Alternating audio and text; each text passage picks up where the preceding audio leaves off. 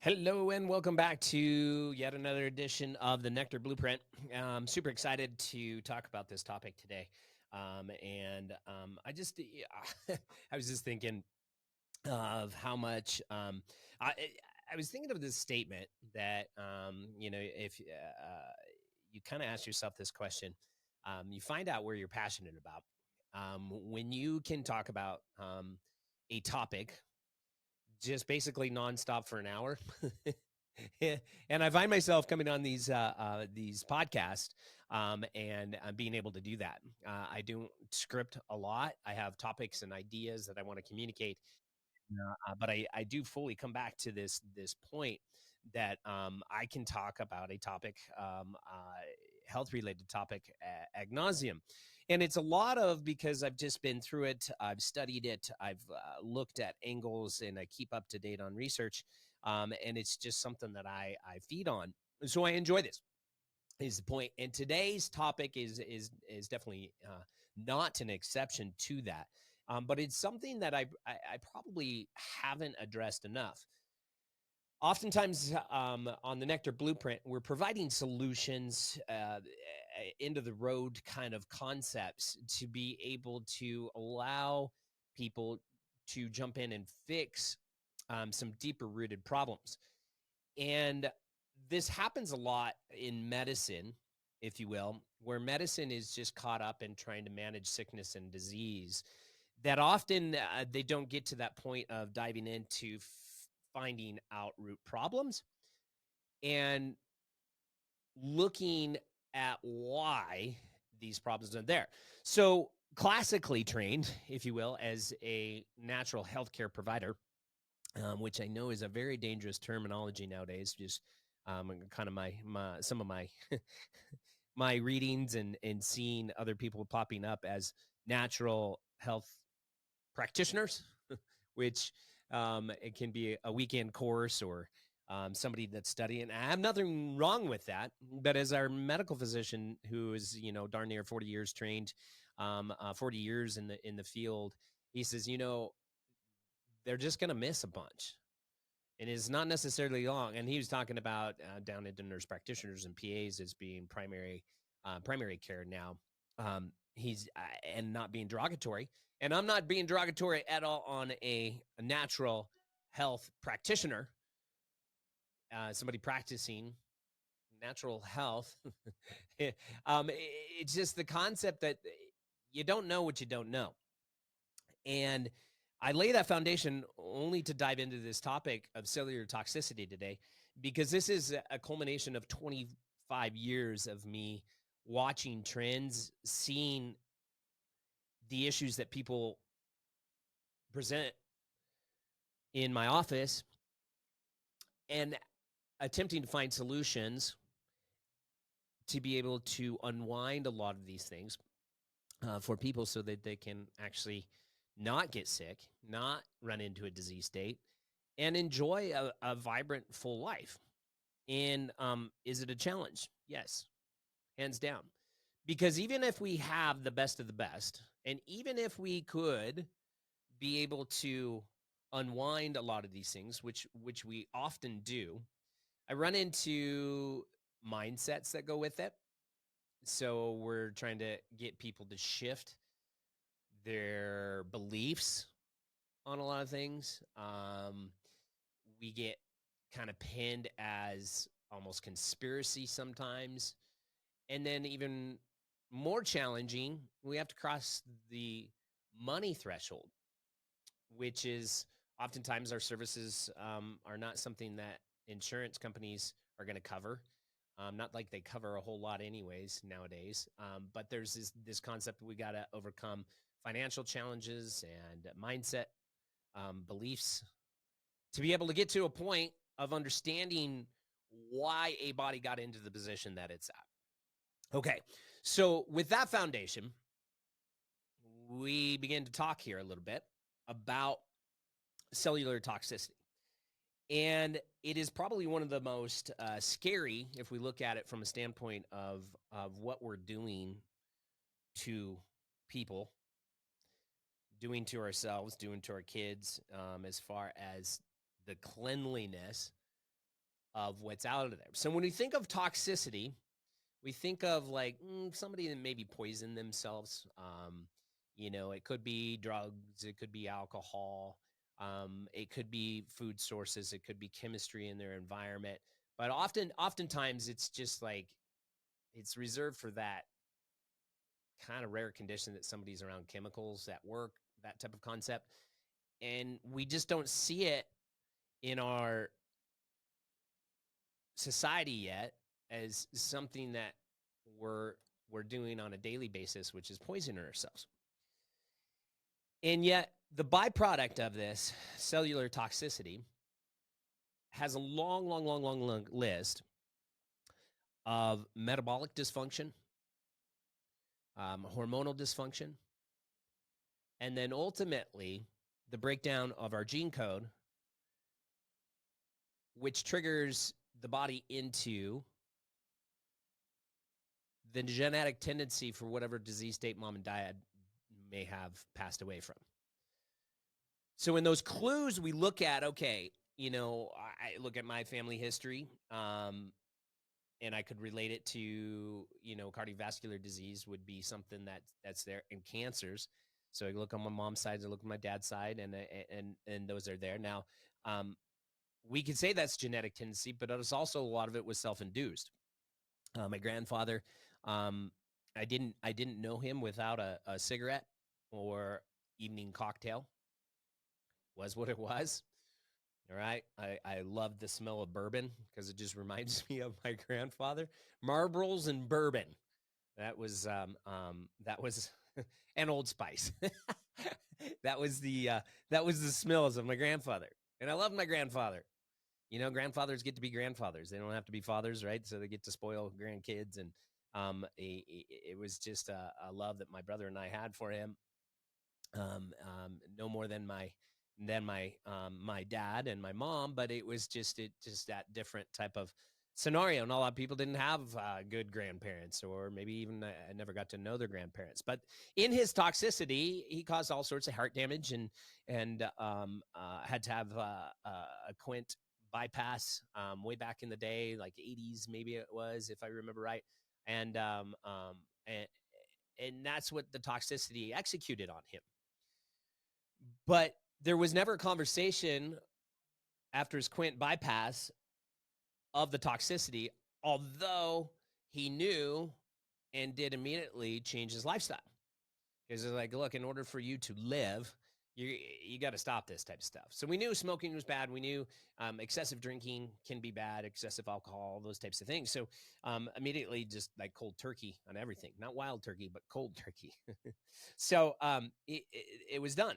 And he lived quite a bit longer in his life. And that was because some of the changes that he made. But every day we have to look at the toxicity that we're bringing into our environment. And I want to cover different angles and different arenas to be able to expose you to this.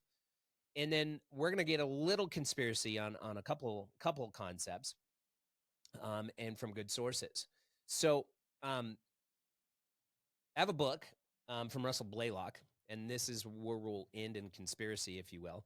And I love conspiracies. Everybody knows that nowadays conspiracies are just actually the truths, because they're just ahead of their time, and then they eventually are proven correct. So they're resisted. They're put out as cultish and dogma, and no way could it be. And then it's what it is. And so we'll talk about one specific, and I want to read you through some of this as well and get your feedback on it. Okay, but we have to come back down to our a couple of things in our environment that we do on a daily basis. So what do we do on a daily basis? We are consuming foods. It's very rare that somebody goes, unless they're doing a fast, that they go a day without food. And we know that we can't live, but maybe 72 hours, three days without water. So those are two things that we do on a daily basis. And I will just dive in on this. If you are not checking what the contents of those two things are on a regular basis, you're exposed to chemistry and eventually cellular toxicity. So go off the path. Again, cellular toxicity is the root cause of metabolic issues, hormonal issues, and leads to pretty much every chronic disease state. Okay. So we come back, and this is not trying to fix the disease state like I'm often doing with helping people rebuild with nutrients, IV nutrients, and oxygen to get their bodies back on track. We're using peptides now to shift metabolic issues. And those are the end product of this. But if we don't clean up the garage, okay, we don't clean up the house, then that environment starts to take over again. And this is where medicine continues to fail and fail and fail and fail. And even natural healthcare continues to potentially fail because we're not educating and coming back to the sources of what the cause initially is. Okay, so we come back to food and water, all right, and then we'll talk about a little bit of the environment. Okay, so my kids know how to read labels. Oftentimes they don't want to because it's like, oh, this is really good. This tastes good. And that's a funny concept.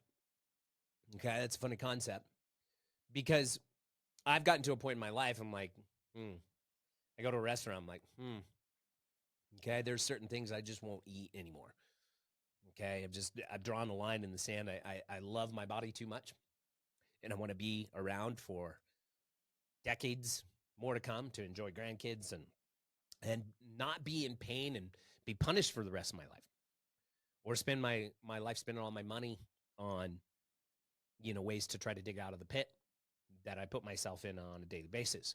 So we come back and if you're that personality, and you are likely, if you're listening to this podcast, in that realm, that you understand you are what you eat and you are what you drink and you are the byproduct of the environment that you surround yourself with. Okay. So, but I pick on specifically a lot of times like Doritos. Okay. Now people know Doritos aren't good for you. And inherently it's like, well, that's not the best choice. But when we look at the chemistry in a Dorito, it is like the thing that cause massive chaos in your body. And so we go down, and I don't have a bag of Doritos here. So if you're not watching me on YouTube and our live broadcast on that, then you would see that I don't have a bag of Doritos. But if you're listening just on the podcast, I don't have a bag of Doritos. But I've read it so many times, and I remember Dan Murphy. He's a chiropractor. He was our one of our favorite teachers in our undergrad, in our doctorate work, and that was his. He was like, the worst food that you could ever eat was a Dorito. But we would go through the ingredients on it, so I just remember this, and it hasn't changed in 25 years.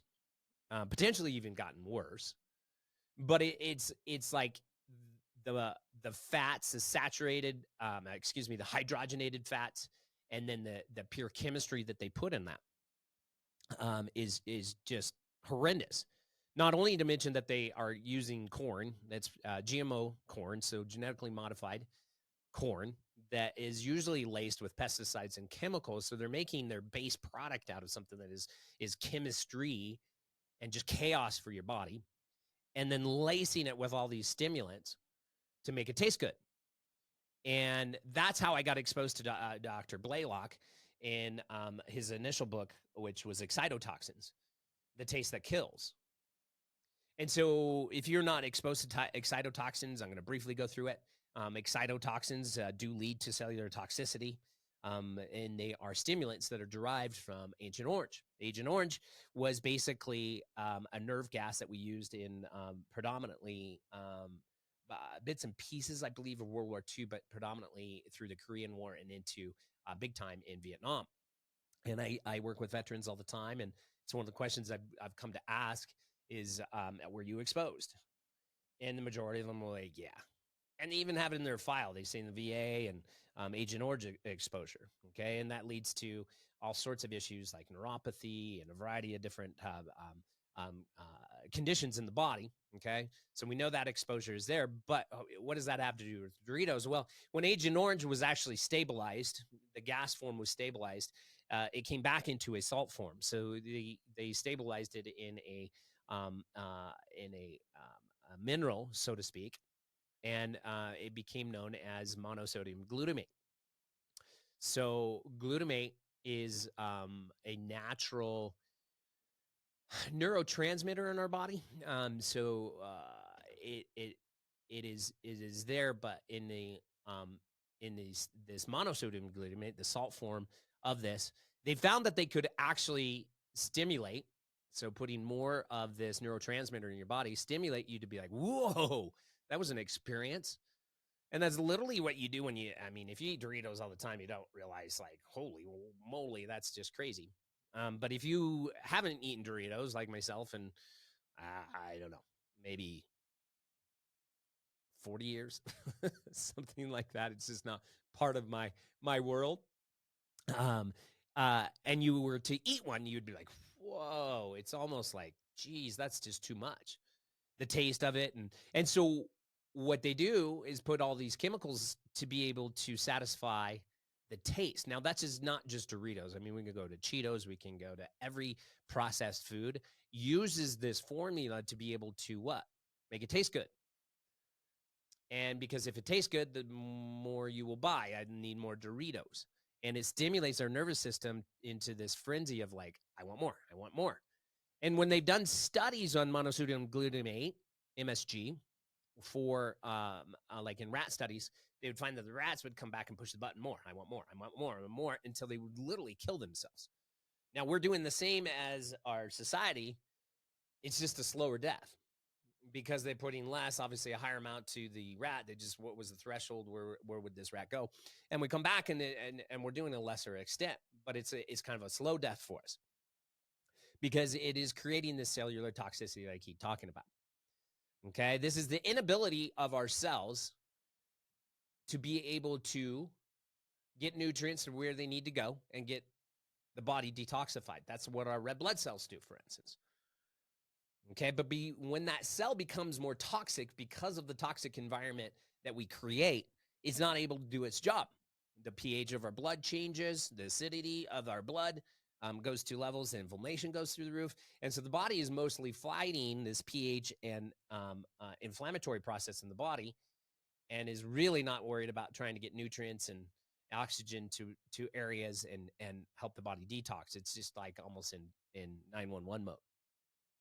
Okay, so I pick on Doritos, but pretty much every processed food has this. If you look on ingredients lists, none of it is really food. It's just a compound of stimulants and stripped down maybe carbohydrates and occasionally a bit of protein in there, which is, again, stripped down, nasty kind of proteins derived from horrendous sources. For instance, like soy. Okay, soy is very cheap. It's cheap to grow, it's cheap to harvest, and it's a cheap protein source. All right. If you don't believe me on this, I was reading an article on how the Japanese culture, the women used to know that they could feed their men a high amounts of soy in their diet to keep them from being promiscuous, because it kills testosterone. Okay. I've talked about this before, where an estrogenic state can cause all sorts of abnormal development on young boys, dysmenorrhea, difficult menstrual cycles in girls. Estrogen dominance is all over the place because of this chemistry that we're putting in our bodies. You know, the perfect storm is that we put a young girl on birth control, maybe to help her with her acne, which is synthetic estrogen. And she eats a diet full of processed foods and these chemicals, which she's getting more estrogen, becomes very estrogen dominant. And the byproduct of that is trying to treat then all her symptoms with medications. Wrong direction. Do you see this concept? The body's becoming toxic with estrogen and not functioning, and starts to have all sorts of metabolic, hormonal, neurological, cardiovascular issues. Okay, so I'm just giving you some examples. Now, we can jump into the estrogen chain, and I did this for somebody the other day because we were working through a family of headaches and family of young girls that are having some difficulties there. I said, well, what are we putting on our body? Because we covered now, and mom beautifully makes these changes that like we're getting all this shit out of our cupboard, our pantry, and I'm not buying anymore. I'm like, cool. Now what are you putting on your body? So we cover what's being put in our bodies. And I kind of breeze over that, but you're getting the concept. What we eat and what we drink are extremely important and need to be as clean as possible in order to not be cellular toxic. Okay? And then what we put on our bodies. So I sent her a list of xenoestrogens. If you're, I got to get to a point where I just provide these links.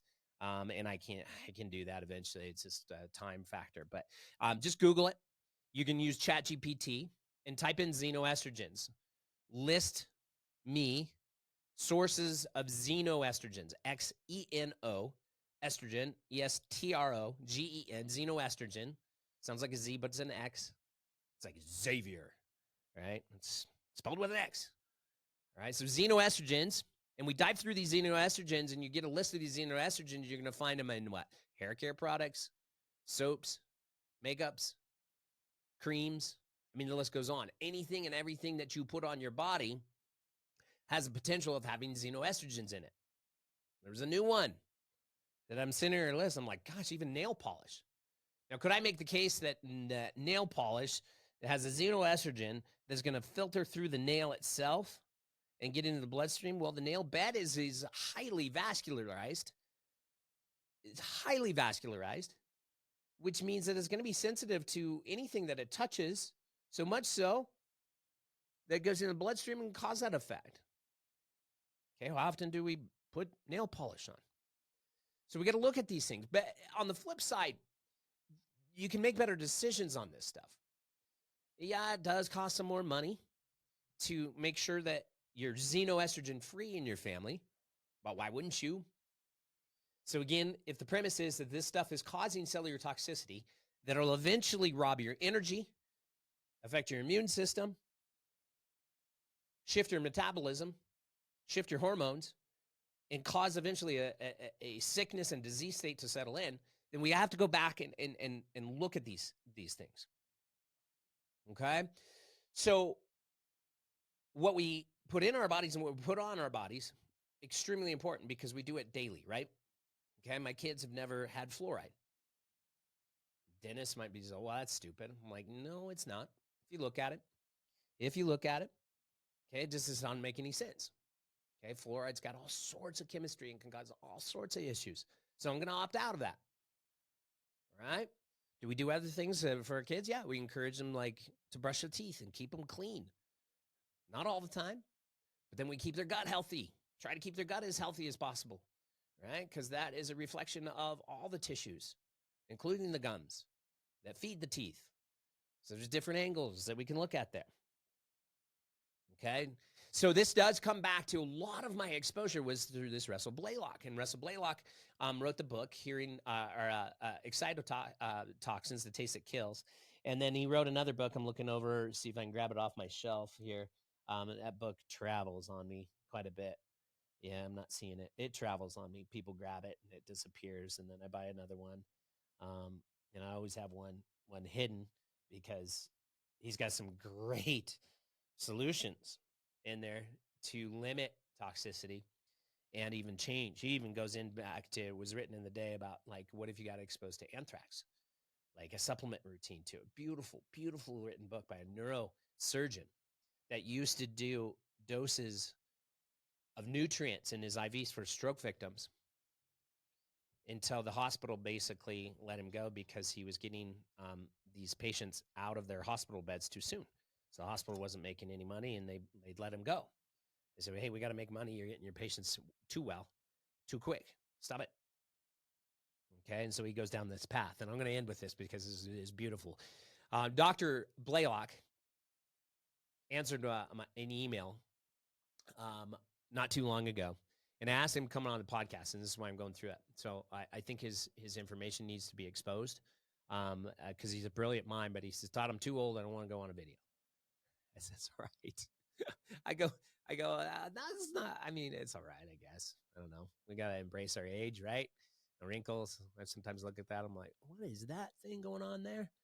All right. The Botox people say you got a crow's foot right in the corner of my eye. I'm like, well, I flipping earned it. How about that? All right. But anyways, Russell, Dr. Blaylock was like, I'll give you the data. You want to ask me some questions and I'll answer them. I'm like, seriously. And you imagine like when you're, I mean, he was like just kind of my hero as far as natural health goes, coming from a neurosurgeon. I was like, absolutely.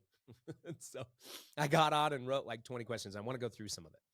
All right. Because it relates to our toxicity and toxicity levels. Some of the stuff I was like, conspiracy, but he's got the listings to it there. So I'm going to bring that up here in a little bit. Okay. But again, laying this foundation of what we take in, what we eat and drink on a daily basis inside, and what we put on our bodies. Now, we also have to expose ourselves to our environment. All right. And what does that environment look like? All right. So then we go down the pathway of like, what are you cleaning stuff with? What clothes are you putting on your body? And what does that look like? We were so like granola when our kids were growing up. And we get this a lot. Your kids are super healthy. I'm like, yeah, they go through bouts. Or they're like, man, your kids are just super healthy. You guys must be like kind of nutty. I'm like, yeah, we were nutty. Okay. There was no polyester when they were kids. All right. We home birthed because I didn't want vaccines, and the vaccine insult that was chemistry, like mercury and stuff like that, that toxicity. I made that decision with my wife. Marin's just a trooper. We birthed all our kids at home just because I didn't want them exposed to a medical environment that could potentially lead to excessive testing. So there's things that we protected, but they wore wool. So my kids are like hot. Wool has evolved nowadays into like the fine merino wool, but like all their stuff. All right. My poor family that would like try to buy gifts for the kids were like, no, we're not going to use that. Here, give it away. If it's polyester, it could catch on. I don't want a kid catching on fire inside or outside, so we're going to pass that on. It wasn't perfect, but we did a damn good job of making sure that they were everything that they put on their body was clean. Everything that they put on in their body, of course, breast milk until they wouldn't drink the breast milk anymore, which is like the nectar. But everything that we put on their body, they didn't sit in, what's the purple dinosaur? I had this conversation with a patient the other day. As a Barney back in the day. But the conversation was like, kids is like going through allergies, having these issues. I'm like, what are we putting on the body? She goes, well, we're pretty clean. She's like, oh my God. She's like, the only thing we've changed is like he loves this purple bubble bath that he wants to do every day. Now, what is it? If it's purple, it's probably not good. And she goes, yeah, it's like, maybe it would say it was Barney. It was, I don't know what cartoons are out there these days, or, shows and stuff like that. It's not even a cartoon, but it's but it was like something that he liked. So they say it was Barney. Okay. The purple dinosaur. And so that was like, the little kid was like, I get to do my bubble bath. Well, we're putting chemistry every day. I was like, can we make a shift on that? All right. And we sought out all sorts of stuff. I can't remember it in the day. There's so many great companies out there that are paraben free and chemical free and dye free as far as what kids shampoos and soaps and stuff like that. All right. But what are you washing yourself with on a daily basis? Okay. Women, what's your makeup look like? Is it free of that chemistry? Are you putting that chemistry on the largest organ in your body, your skin? What kind of lotions do you do? My wife's just got us dialed in. We get this really, really good lotion. And then she puts methylene blue in it. So I get this blue lotion that I put on myself on a daily basis. I got good serums, so anything that I'm using to moisturize my skin is it's literally beautiful. And then we actually get them where we put some peptides in it, like the copper peptide. Right? Hasn't helped my hair grow yet, but I'm looking at these things from a standpoint of like, if I'm going to put it in me or on me, I damn well better know what it is. Okay, so we make those moves. We make these decisions. If your kid's in a chemical bubble bath every flipping day, do you think that's healthy? And then you wonder why Johnny's suffering with rhinitis, runny nose, and allergies every season, or he's sick all the time. And we go down this pathway. And then it's like, Doc, why your kids are like super healthy? Like, look, they make bad choices. And as a natural healthcare provider, I'm like, there's times I'm like, you guys are killing me. You're killing me. Like, we don't eat that stuff. I know. Okay. But if we're making 99% of the time, we're making good choices, or I got a foundation that anything in our house is not going to be like processed foods and chemicals and all that type of stuff. They don't have that as a choice. Yeah, I can't control them when they're out. They go with some friends and have a snack, or that might not add to their health, might even take away from their health. Okay, we're gonna work with it. Okay, we're gonna work with it, because I know as a kid I grew up. God bless my mom. I mean, she just went to the. I mean, she was like granola before granola was cool, and I'm not talking about like the food granola, because that's not good for you either. I know, oats, but I mean, she ground her own wheat to make her own breads. That, like, my idea of like, cereal just didn't exist in our household. But I know, like, my brother and I, any chance we had, we're staying at a friend's house, we're like, what is an Applejack? What is a Fruit Loop? Well, that's good. That is good. It's absolutely incredible. Can I have another bowl of that? My grandparents, and go full circle there too. I remember there was something called Mocha Mix, which was like, God, what? I mean, it's just like, it was like a cream, like you'd like a mixing cream almost that we'd use instead of milk, and putting that over Apple Jacks. We'd go down to my grandparents' place in Pasadena, and we'd go to the grocery store, and Grandma would let us pick out any cereal we wanted. We're like, right on, here we go. All right. So when we were restricted so much, we got to, when we got exposed to it, we were like, let's be sneaky about this stuff. Joey, my brother-in-law, unfortunately, ex-brother-in-law now, he's just a good soul. I just remember his dad was a naturopath, homeopath, excuse me, still is, I think, still working. Kind of lost touch over the years, but I remember Joey talking about all the time they would sneak out to McDonald's. And again, so I feel Bill's pain, trying to do everything right for his kids, and then there was like, you had a Happy Meal? Did you have French fries and a cheeseburger from this place? It's phenomenal. Okay, but they're playing on our dopamine and GABA in our brain rather than the nutrients to feed the body. Okay, and I can go down the path of talking about, just specifically that burger and how it's chock full of omega-6 fatty acids. All right, we got a potentially chock full of steroids and hormones in the beef. That's just weird. I just had a thumbs up pop up on my screen. I don't know where that came from. It was like a bubble with a thumbs up. All right, somebody's listening to this, which is good. We'll take it. Okay, we'll take it. But regardless, we take that burger, and it's chock full of steroids and chemicals and pesticides and herbicides and antibiotics. And then they feed it grain, so it's chock full of omega-6, which is very inflammatory. And then we put a slice of what you could call it cheese, okay? And that cheese is mostly sugar with a little bit of processed chemicals to make it look like whatever it is. We put 2 sugary pickles and sugary mustard and sugary ketchup in a sugar-based bun. Then we got potatoes. Again, how are they grown? Where are they from? Deep fried in seed oils. They're super inflammatory, come in as chemistry. And then we dose them with, usually used to be monosodium glutamate, okay, MSG to taste good, like a salt form, right? So you can see the concept, and then we're going to wash that down with Coca-Cola, which needs no introduction. It is what it is. Okay, so here's that whole pathway. So we get the foundation that the foods that we eat, the things that we put on our body, are going to either add to our toxic levels or not. So what we put in our bodies, what we put on our bodies, and then the environment that we surround ourselves with. So go back into, there's a ton of cleaning agents that can introduce toxicity. And moms are the cleaning masters. It's just in your nature. I used to fight that, but like, you get me cleaning and I'm like way too specific. I'm like, I'm going to buy this machine and it's going to go down to Home Depot and get this scrubber thing that scrubs the tile and cleans out the grout. And next thing you know, I'm like, I got like a quarter of the, tile done and it took me a half a day. That's how men clean.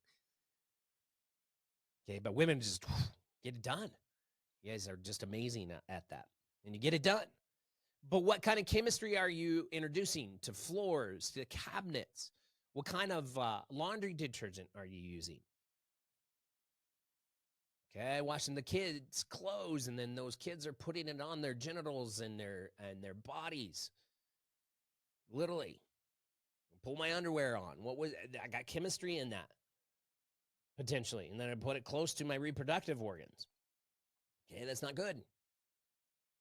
Or if it's all natural detergent, then we're okay.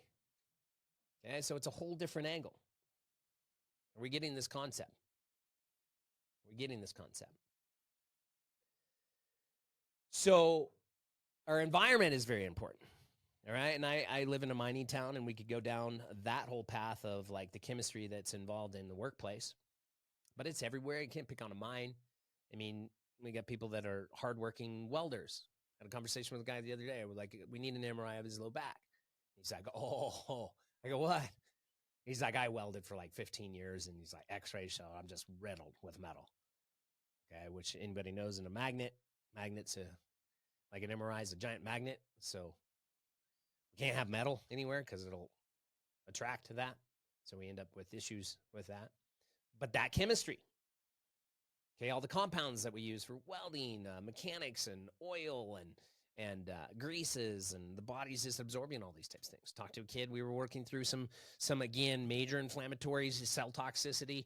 And I was just like, give me your chemistry. What do you involve? He goes, the only thing that I really do, there's a fertilizer that we use, and I don't use gloves. I just dive in out of the bucket. And how often are you doing this? And he's like, it's pretty much every day. I'm like, okay.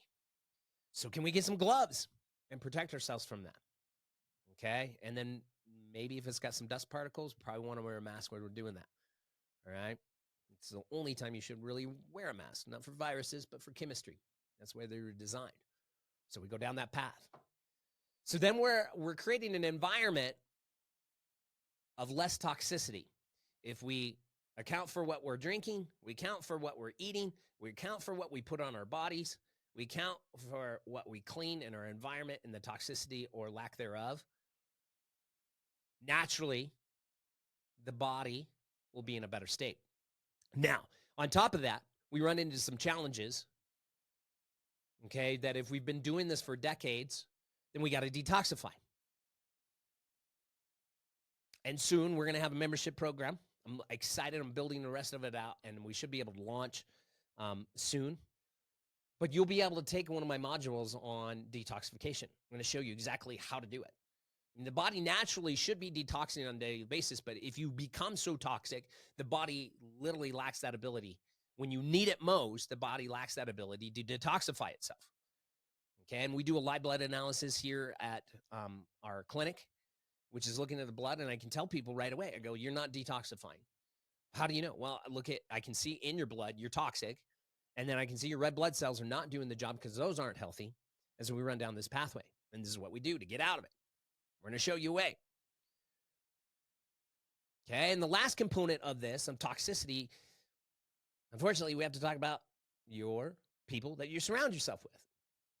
Because it used to be ethereal to talk about our mindsets and how that is. But if we have toxic relationships, the body takes that stress on, just like chemistry in your food, chemistry in your environment, and it has the same impact on cellular function. Those cells work off of frequencies. And so when these frequencies, if these frequencies are not good, We're constantly in challenge. We're constantly threatened. We're constantly in this strife, and all these types of things are constantly negative, constantly dealing with issues and bullshit and all this type of stuff that is in your world. Your body's going to become toxic as well. So we have all these different ways that the body can become very, very, very toxic. And when that body is overflowing with this toxicity, again, sickness and disease state starts to settle in. I'll give you an example real quick, and then we're going to go through Russell Blaylock stuff. But the example specifically is somebody that comes in and is like, Doc, I used to be able to lose weight, and now I don't know what's going on with my body. I'm like, you're cellular toxic. They just kind of like, what? I don't do that. I'm like, we got ways. And we have to have this entry point of like, okay, so your goal is to lose weight. Yes. Okay. Behind the scenes, in my brain, I'm like, my goal is to help your cells get healthier so that you can detox and actually fix some deep-rooted metabolic issues. And we can do that. And we utilize things to stabilize blood sugar, to get the fat cell leaner, if you will. And when we make these metabolic shifts, the body is able to detoxify a little bit better. And then our mindset, we're standing on a scale. We look better. We feel better. We're lighter. And we want to do more. And then we move more.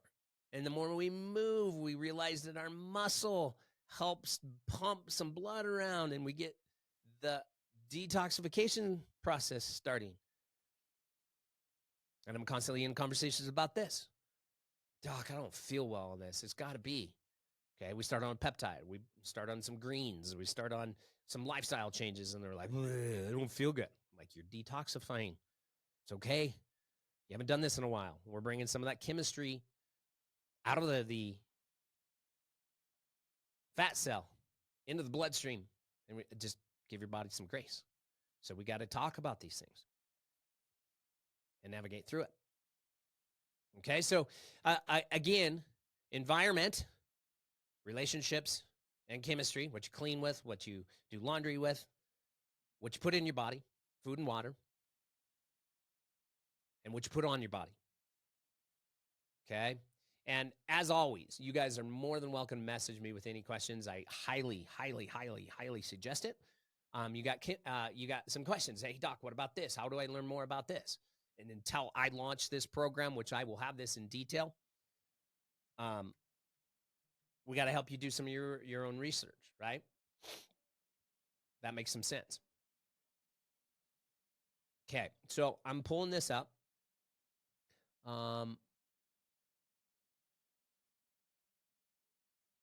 Give me 1 second.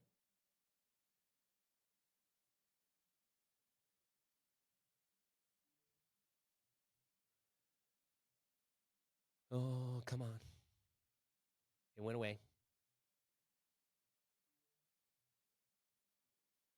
But the question is, are you understanding this? And then obviously the action that goes with it. What are you going to do? What changes? What changes do you need to make? I'm looking back at my emails and I love this. I mean, I've been in conversations since 2009, from everything from vaccines, flu vaccines, subscribing to the Blaylock Wellness Center. Look it up if you want. Truth Behind Vaccines, Nuclear Sunrise.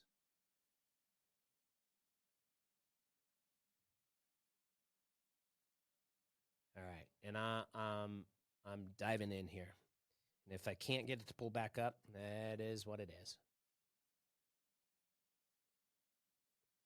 There it goes.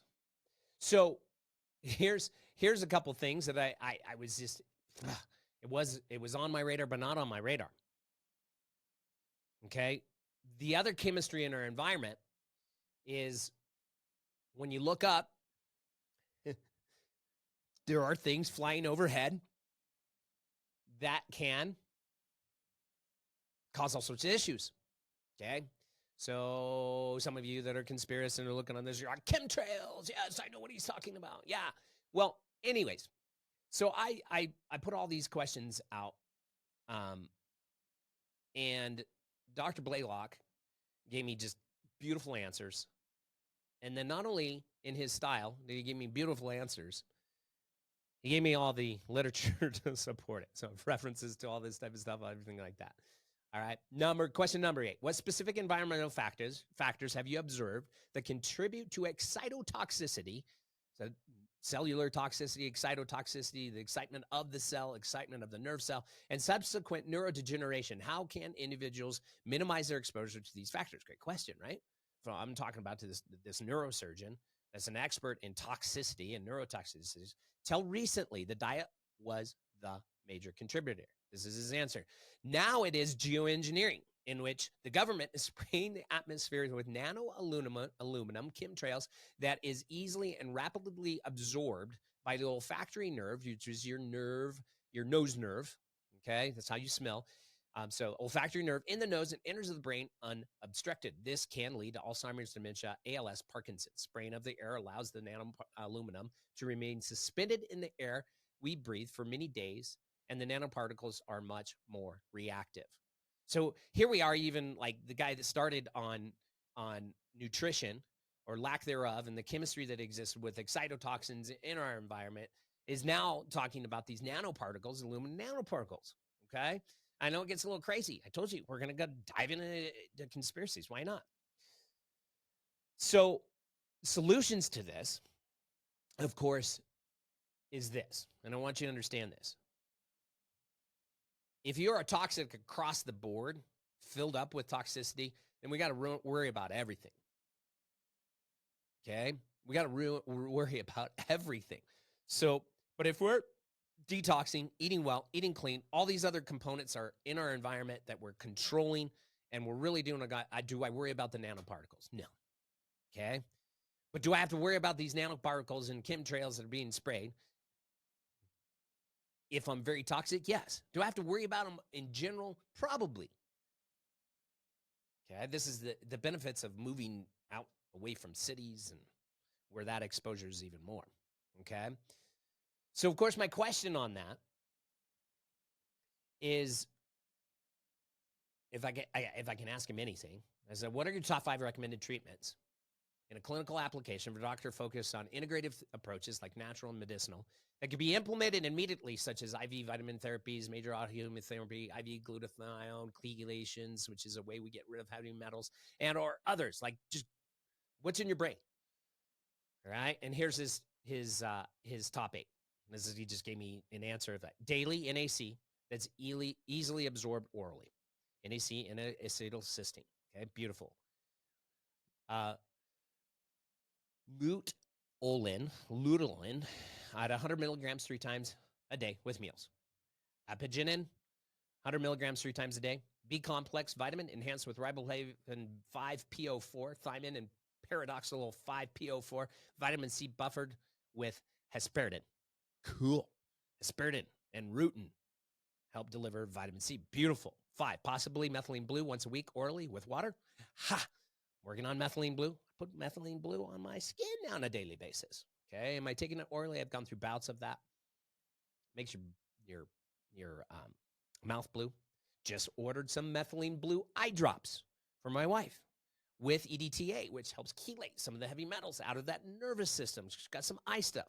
All right, this is beautiful. Magnesium citrate is number 6, magnesium citrate or magnesium malate daily. Number 7, avoid excess glutamate in your diet and avoid excess glutamine, which is converted to glutamate in the body. And number 8, exercise daily. Beautiful. That was the last question. So I have pages and pages and pages. Okay. When we talk about peripheral neuropathy, the glutamate receptors can be activated by immunotoxicity and stimulate inflammation as well. And peripheral neuropathy, which is the outside nerves, getting neuropathy, a pathology in the nerve where people lose their feelings and they lose function, later seem to be at play, but mostly involve immunoexcitotoxicity. So I'm going to leave it there. I mean, we can dive into this more and more and more, but I wanted to expose you to, how this chemistry is everywhere. And if we're not controlling that chemistry, our cells become toxic, and those cells becoming toxic is the root cause of majority of sickness and disease, if not all. So what do we do? Well, we come back and control what we can control. Can you control what you put in your mouth? Check. Will you? Okay, that's a mindset thing. Can you control the water? Yeah, you can. Check. Again, a mindset thing. Can you control what you put on your body? Yeah, absolutely. You may have to make some shifts, get different chemistry going on, natural stuff, natural lotions and makeups and shampoos and things like that. Okay. Can we control our relationships and the toxicity that we surround ourselves with? Yes, check. Okay. Can we control the chemtrails? Not at this point. Can you control your environment where you live, where there's less of the chemtrails? Yes. So we start to move in the elements that we can. And then at the end, we need some help with this. That's where we play. Maybe it'll play around and help you detoxify your body. I'll show you how to shift that. We lose some fat. We pump up the muscle, start providing good nutrients. And the body can naturally start to detox itself as well. It gets bad enough, we can help you detox. We can use things like chelations and programs and protocols to help the body detox. But if cellular toxicity is the root and becoming the root of all sickness and disease, then we got to get to the root of where it's coming from and start to change those factors, because we can play at the end product, which is trying to treat the symptoms of the sickness and disease, or we can come back to the root of where it's all coming from and stop. You dam up the river, okay? Dam up the river upstream, and then start picking up the rocks. As always, that's all I got for you today. I love it. This is literally a brilliant and fun topic that I love to talk about. And this is what goes on behind the scenes in my head. The conversations what I'm having. Love Russell Blaylock. Give him a shout out. Okay, I give him a shout out. Look him up, Russell Blaylock. He's got a wellness center. Subscribe. Spend the $30 and get his newsletter. It's brilliant. Give him a shout out. And as always, that's all I got. I'm leaving you with love and light, and we'll talk to you next week.